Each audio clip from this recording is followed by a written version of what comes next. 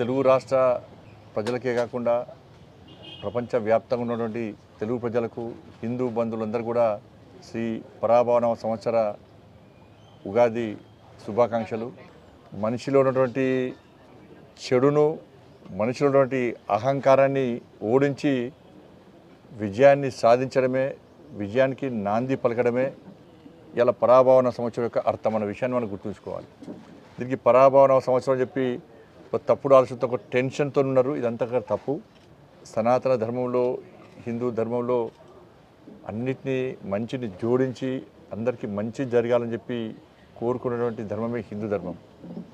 కాబట్టి అందరం కూడా ఒక మంచి ఆలోచనతో ముందుకు పోవాలని చెప్పి, అందరి కష్టాలన్నీ తొలగిపోవాలని చెప్పి, పల్లెలు, నగరాలు, పట్టణాలు అందరూ కూడా నివసిస్తున్న ప్రజలందరూ కూడా సుఖ సంతోషాలతో ఉండాలని చెప్పి, మీరు మీ కుటుంబాలు నిండు నూరేళ్ళు ఆయురారోగ్యాలతో ఉండాలని చెప్పి, ఈ పరాభవన సంవత్సరము మీ అందరికీ ఒక విజయం సాధించేటువంటి విజయవంతమైన సంవత్సరంగా ఉండాలని చెప్పి మనస్ఫూర్తిగా నేను నమ్ముకున్న ఆ మహాశక్తి అమ్మవారిని వేడుకుంటూ, మీడియా మిత్రులకు మీ అందరూ కూడా శ్రీ పరాభవన సంవత్సర శుభాకాంక్షలు. మీరు మీ కుటుంబాలు కూడా నిండు నూరేళ్ళు ఆరోగ్యాలతో సంతోషంగా ఉండాలని చెప్పి వేడుకుంటూ, మొన్న అసెంబ్లీలో ఎంఐఎం పార్టీకి సంబంధించినటువంటి శాసనసభ్యులు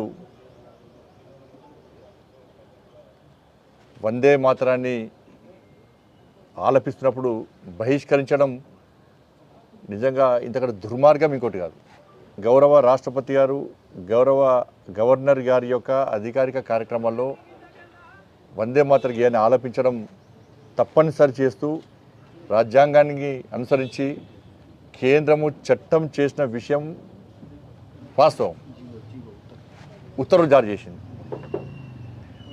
ఆ ఉత్తర్వులను ధిక్కరించి వాళ్ళ నిండు శాసనసభలో దాన్ని ధిక్కరించడము ఎంతవరకు కరెక్టో గౌరవ స్పీకర్ గారు ఆలోచించాలి. గౌరవ గవర్నర్ గారు ఉన్నారు, స్పీకర్ గారు ఉన్నారు, ముఖ్యమంత్రి గారు ఉన్నారు, శాసనసభ్యులు ఉన్నారు, అందరు ఉన్నారు. వాళ్ళ కనీసం ఎవ్వరు కూడా వారించకపోవడం, ఇది తప్పు అని చెప్పి వాళ్ళని కనీసం చెప్పకపోవడం, ఇది ఎంతవరకు కరెక్టో శాసనసభ్యులు, గౌరవ స్పీకర్ గారు ముఖ్యంగా ఆలోచించాలి. ఎందుకంటే శాసనసభ్యుల మీద చర్యలు తీసుకునేటువంటి అవకాశం ఎవరికి లేదు. వాళ్ళ కస్టోడియన్ ఎవరు? స్పీకర్కి అధికారం లేదు. ఇప్పటికే ఎమ్మెల్యేల పార్టీ ఫిరాయింపుల వ్యవహారంలో స్పీకర్ గారు తీసుకున్న నిర్ణయం పట్ల ప్రజలందరూ కూడా నవ్వుకుంటున్నారు. ఇది ఎక్కడి నిర్ణయము? రాష్ట్ర ముఖ్యమంత్రి గారే కండోహాలుగా ఆహ్వానించారు.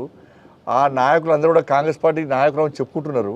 అయినప్పుడు కూడా ఒక నాయకుడు అయితే ఒక పార్టీ మీద గెలిచి ఇంకో బీఫామ్ మీద ఎంపీగా పోటీ చేసిందని చెప్పి అన్ని ఆధారాలు ఉన్నప్పుడు కూడా క్లీన్ చిట్ ఇవ్వడంతో స్పీకర్ అనే వ్యవస్థ మీద, శాసనసభ వ్యవస్థ మీద ప్రజలకు నమ్మకం లేకుండా పోయింది.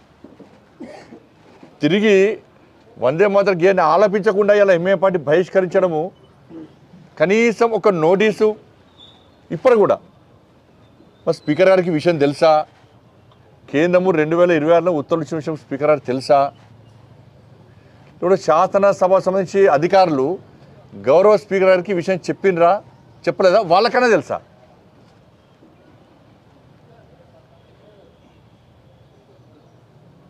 రాష్ట్ర ముఖ్యమంత్రి గారు సమాధానం చెప్పాలి. ముఖ్యమంత్రి గారు ఆ నిండు సభలో ఉన్నారు. మరి ముఖ్యమంత్రి గారు ఎంఏ పార్టీ యొక్క వ్యవహార శైలిని సమర్థిస్తురా, వ్యతిరేకిస్తురా? వందే మాతరాన్ని ఆలపించడమా, ఆలపించద్దా? మీరు కూడా కేంద్రం ఇచ్చినటువంటి ఉత్తర్వులను గౌరవిస్తారా, గౌరవించారా? ఇది భారతీయ జనతా పార్టీకి సంబంధించినటువంటి విషయం కాదు. ఇది ఈ దేశంలో ఉండాలంటే వందే మాతరాన్ని ఆలపించాల్సిందే. ఈ దేశ పౌరులను భావిస్తే నిజంగా మేము ఇట్లా ప్రభుత్వంలో ఉండేది ఉంటే నెక్స్ట్ అధికారంలోకి వచ్చేది మేమే. ఎంఏఎం పార్టీ మెడల్ వంచి, గల్లబట్టి మెడల్ వంచి ఇలా వందే మాతర గీతాన్ని పక్క ఆలపించే విధంగా తప్పకుండా చర్యలు తీసుకుంటాం మేము.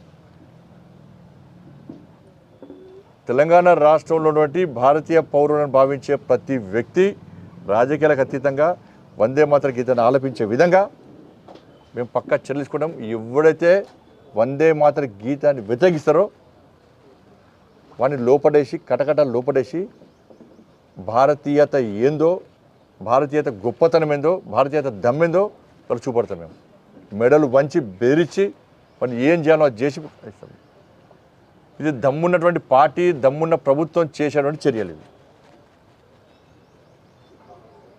కానీ ఓటు బ్యాంక్ రాజకీయాలకు కకుర్తిపడి ఎంఏ పార్టీకి అడుగులో మడుగులో వాళ్ళ మోచేతి నీళ్లు దాక్కుంటూ కేంద్రం ఇచ్చినటువంటి ఉత్తర్వులను ధిక్కరించినా కూడా రాష్ట్ర ముఖ్యమంత్రి గారు, గౌరవ స్పీకర్ గారు స్పందించకపోవడం ఇంతకంటే సిగ్గుచెడి కూడా కాదు. దీన్ని ముఖ్యమంత్రి గారు చెప్పాలి, సమాధానం చెప్పాలి. ఎందుకు సమర్థిస్తారు, ఏ విధంగా సమర్థిస్తారు? స్పీకర్ గారు మీ వివరశైలి ఏంది? రాష్ట్ర ప్రభుత్వము కాంగ్రెస్ పార్టీ చెప్పిన విషయాలను పట్టించుకోవడం, దానికి అనుగుణంగా వివరించడం కాదు. శాసనసభ వ్యవస్థను కాపాడాల్సిన బాధ్యత మీ మీద ఉంది. మీరే పట్టించుకోకుంటే, మీరే తప్పుడు తీర్పులు ఇస్తే, మీరే చూసి చూడట్టు ఉంటే వ్యవస్థను కాపాడేవారు ఇవాళ.